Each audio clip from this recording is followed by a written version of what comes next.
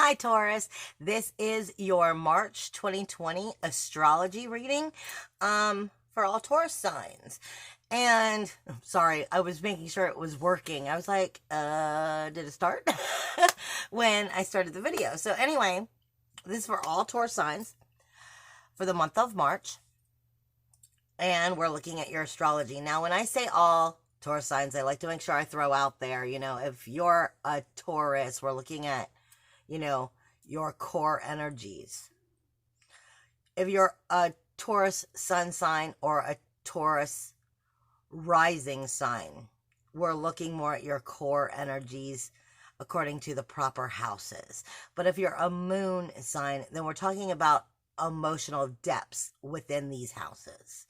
From that point of view. And I try to make sure that I put it out there because I don't see Venus either. If you're a Venus Taurus, I see it coming from your sensitivities. I don't see this from love. Because for me, Venus is not about love. Venus is about your sensitivities. It can help create love, but it can also tell you where it's, working against you because of your sensitivity in negative ways. And your emotional depths would be your moon sign. So I just make sure that I throw that out there. And when I went to start your reading, I was put in like a new fashion of how to do this for you. Maybe coming through for the whole month. But I was told to look at my notes in a different perspective as I start to bring your astrology out, which is just their way of trying to help me communicate other important information for you to know. You're going to be looking at things. You're learning what free will is with conscious actions and motivation, and how you're going to tap into that in the extroverted side outwardly by addressing what those conscious actions are through self-motivation, self-assurance, self-assertiveness,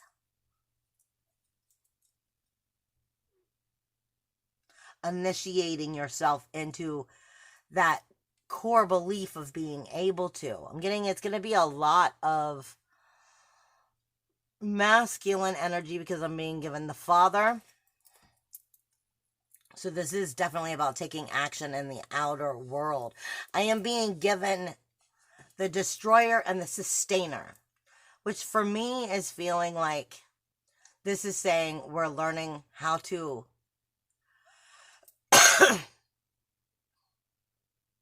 break bad habits that no longer serve you. New ways of perseverance.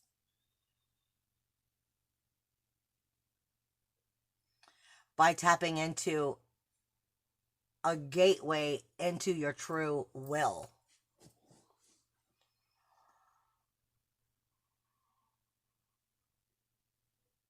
But this is definitely working in the material world, the professional world, the outer relationships. It's what you see in your life and how you're changing things. But it's based off of how self-motivated are you to work with your free will. Will you take that authority and use it to help you be the best that you can be? With self-realization, by learning through the self-undoing of the past.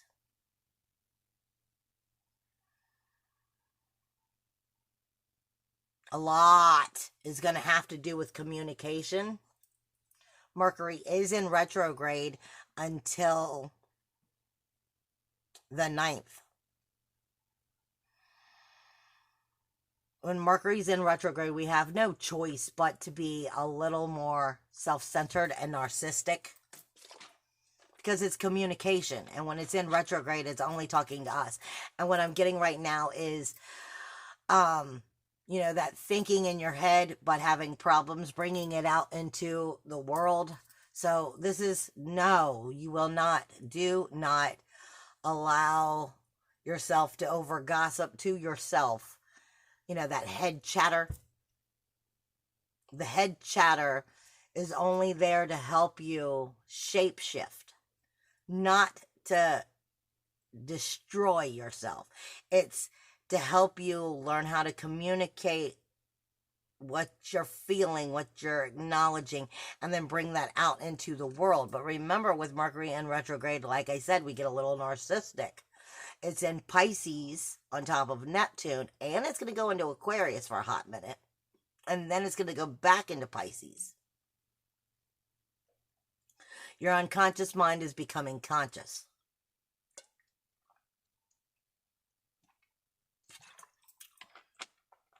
You're learning a new level of self-judgment. But it's important for you to understand the heart and the head must come together so that the communication can come outwardly. Like I said, this is a shape-shifting time for you through self-assertiveness, self-motivation, and what you bring into the outer community.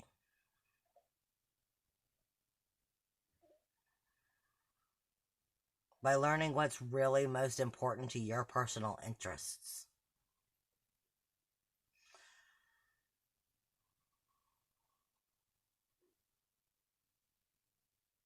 And learning, like I said, this is going to have a lot of, you need to take action in the outer community to find the security you're trying to create. So don't sit there and ponder on it and wish on it and hope. Even though you've got Mercury retrograde, I mean, definitely, dot your I's, cross your T's. Make sure that you're not missing any information, but this is definitely still, as you're coming out of Mercury retrograde and going forward, you're going to be seeing shadow aspects of stuff. But it is a time of moving forward. Don't let that communication or that inner chatter talk you out of getting to the root of what you need to take action on and change.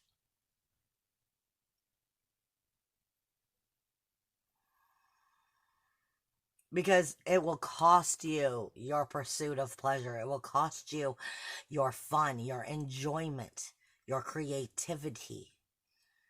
It will actually be working against that inner emotional security if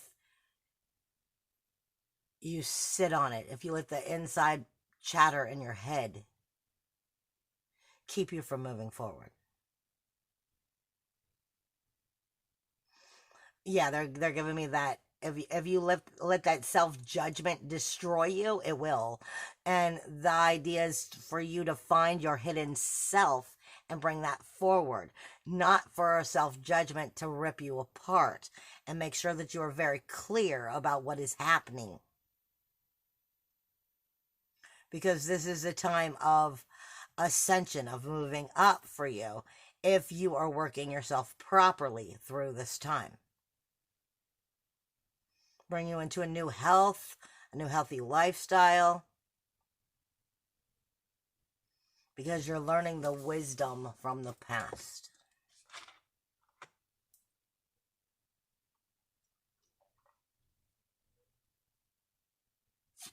I don't remember which direction that is.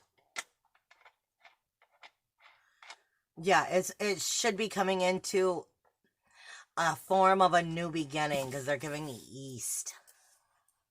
So this is planting a seed. Watching the seed start to sprout.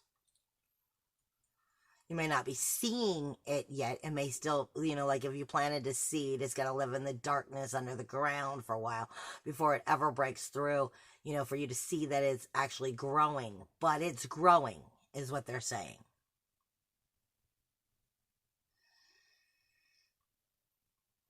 Don't lose your faith. Remember, like I said, this is a leap year. And as we come out of February and enter into March, we're in that still part of that missing hidden year. So this is also about adapting to change. Mentally, you have to be prepared for this, is what they're saying.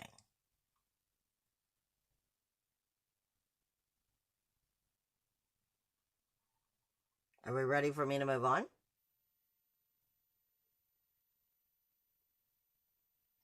Other than you're going to be holding on to some frustrations, but that's not going to serve you, because again, that's you with that mind chatter, holding on to frustrations, because you're you got to get over feeling guilty about speaking what you need to speak. Guilt, sorrow, shame, blame, holding on to that, causing judgment. That's no good for you. You need to be able to speak what you need to speak so that you're not stopping yourself from your proper growth, because ultimately it will be slowing down you getting to your goals, your dreams, your ambitions, and bringing them into life.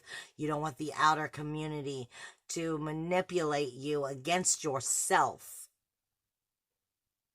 This is making sure that you're self-motivated to take charge in the areas with ethics and morals, standing up for what you want and what you deserve.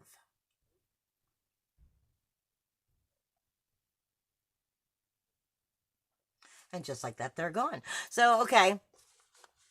That was basically what Spirit was giving me for the month of March. Now I'm going to run down the planet movements, and then we're going to hit the, the important things that are going on in your houses for what I see. I cannot get into the aspects in every single day, but I'm going to give you an overall view. On the 4th, Venus moves into Taurus. Now, this is your first house, your self-awareness, your physical body, your personality, your appearance, your view of life, your image, your identification.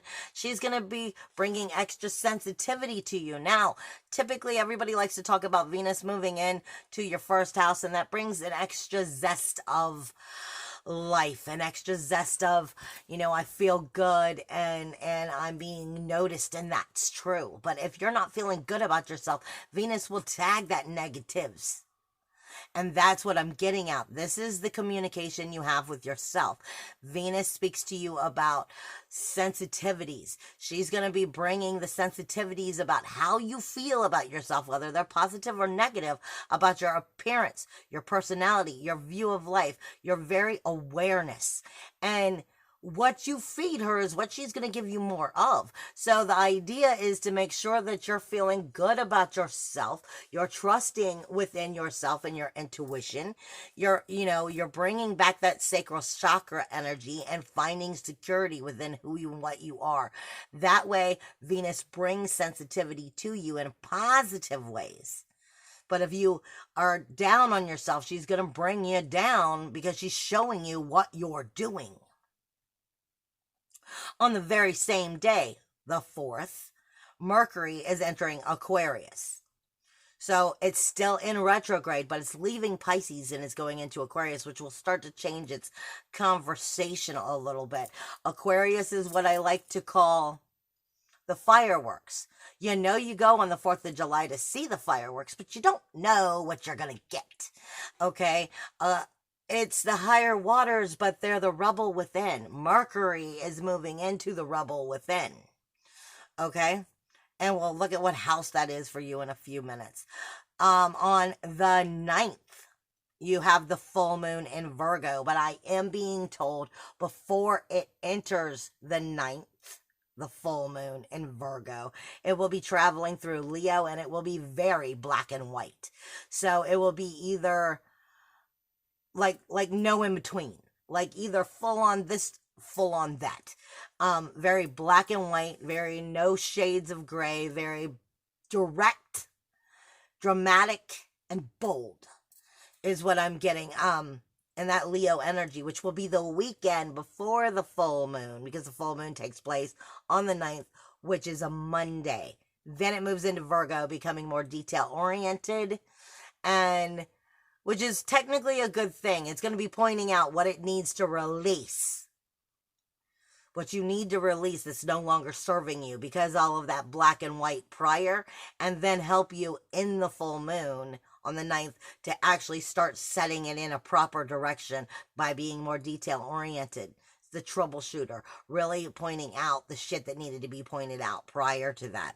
You have on the 16th, Mercury moves back into Pisces because, like I said, on the full moon also, on the 9th, is when Mercury comes out of retrograde in Aquarius.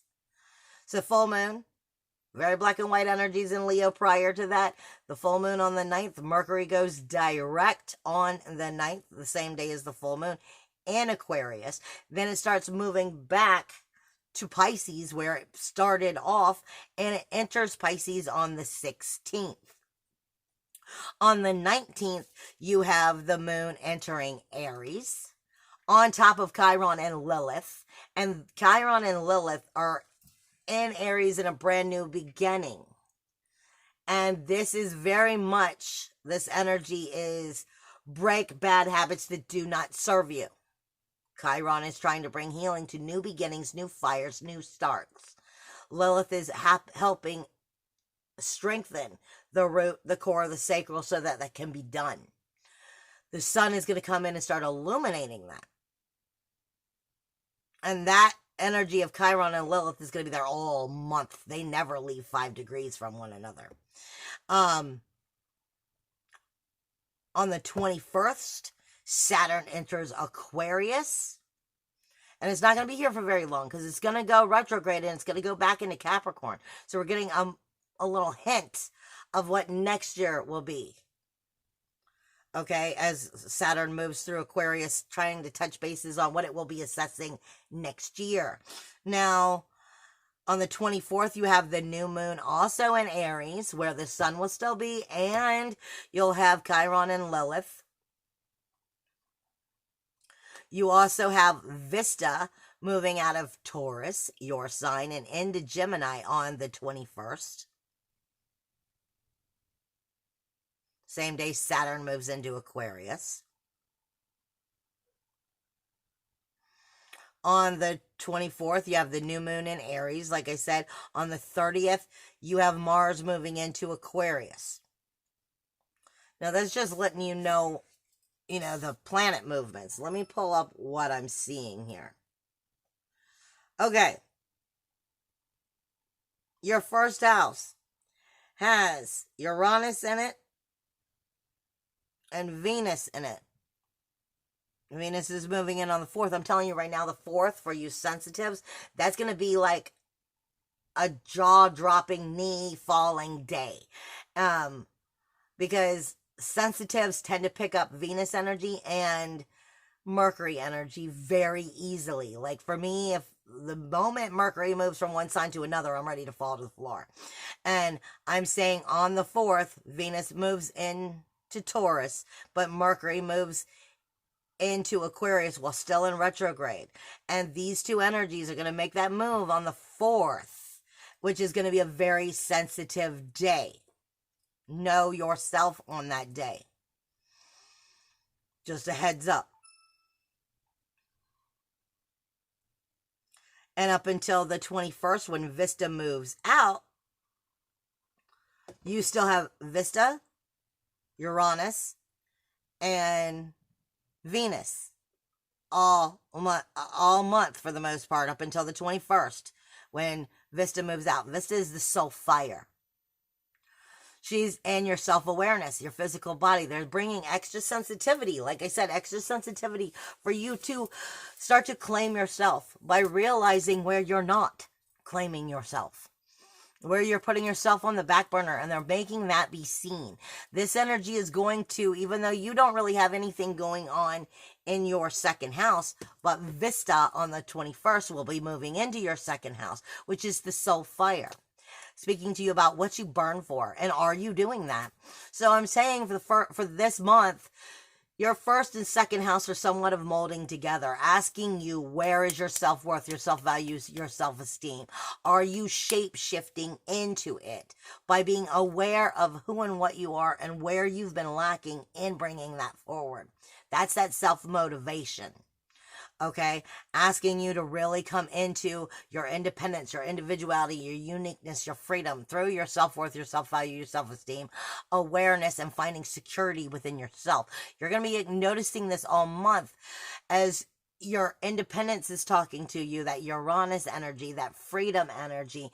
But Venus is going to be sensitizing whether you're doing a good job or where you're doing a bad job, and what you need to pay attention to trigger yourself in the right direction. But are you listening properly to understand when she hits below the belt?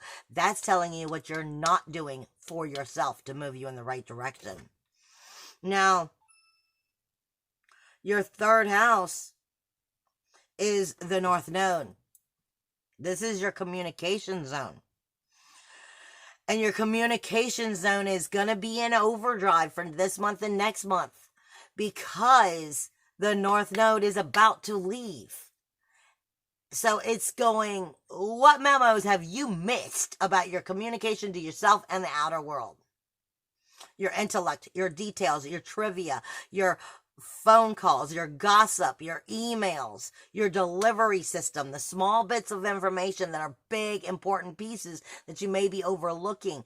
All of that communication and messaging system is going to be in overdrive because it only has this month and next month to go. What are you nurturing correctly, and what have you been nurturing incorrectly?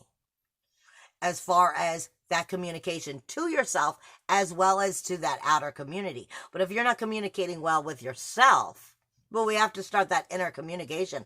Mercury's been in retrograde. It may not be in your third house, but it still rules that third house. So it's going to be definitely going, where are you doing this wrong? Where are you neglecting proper communication that is healthy for you? Because if you can't communicate well with yourself, then you're not going to be communicating outwardly well as to what those details are about what you want to see and create in that communication so that you can actually bring it into fruition.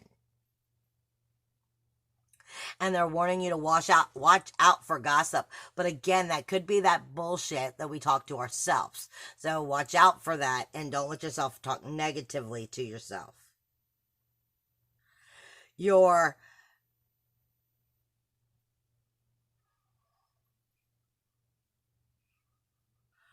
fourth house, well, they're putting fourth and fifth house together for me, is where your full moon is going to take place. That makes sense. And they're giving me the white and black. Very bold energies in that fourth and fifth house. This is your inner emotional security. This is your pursuit of pleasure. This is your creativity. This is where you find how you enjoy things, and are you taking the time to do the things that you enjoy? Or are you being put on the back burner because of everybody else's bullshit? And is it keeping you from getting to your personal interests, which creates your personal foundation, which creates your inner emotional security? Are you taking time to get to the roots of you? And that full moon on the 9th is definitely the weekend of the full moon on the 9th, and then bringing you into that full moon is definitely going to be triggering that fourth and fifth house for you. That inner emotional security, your personal interests, your creativity, and your inner child. And where is it not getting what it needs? Pay very much attention to what's being illuminated at that time, because it's telling you what needs to be released from your life, because it's not serving you anymore, and it's actually keeping you from getting to know you. And then bring yourself into pleasure within your own life of creating what you want. Definitely pay attention to the weekend before that full moon. The 9th is the full moon. Fourth and fifth house. Very black and white information. You will be illuminated if you choose to see it. Your 6th house is Libra. Libra right now has Haumea in it, make, and Ura. Ura is sacrifice and commitment. And it's asking you where. Haumea is the collective consciousness. Make is the lotus flower. and the maturity of its growth? Are you still living in the swamps that you can't see the light? Are you breaking through the frothy middle land and starting to bloom, but you're still kind of in both? Or are you finally stretching for the light and blooming? The collective consciousness and how Maya is asking you in your daily routines, where are you giving yourself the commitment you need to you? Your daily routines, your health, your healthcare, your diet, your service to yourself, as well as the world. I say that sixth house is the people, places, and things of energies that we consume. And are we consuming people, places, and things of energies that support us or not? The collective consciousness is here weighing it out, asking you, are you giving you the power? Are you giving you the pat on the back that you need? Or are you too busy patting other people on the back and being of service to the rest of the world? Because Libra wants balance and justice, but Libra will sacrifice it every fucking time for everybody else. And this is asking you, people, places, things, routines, energies that you consume. Are they healthy? Are you sacrificing yourself for their good? Or are you going to start putting the sacrifice into the commitment for your own good? With that being said, I'm going to come back for the 7th through the 12th house because I'm already at 27 minutes and it'll cut off shortly. So please come back for part 2 of the astrology for Taurus for the month of March. I love you guys. Bye.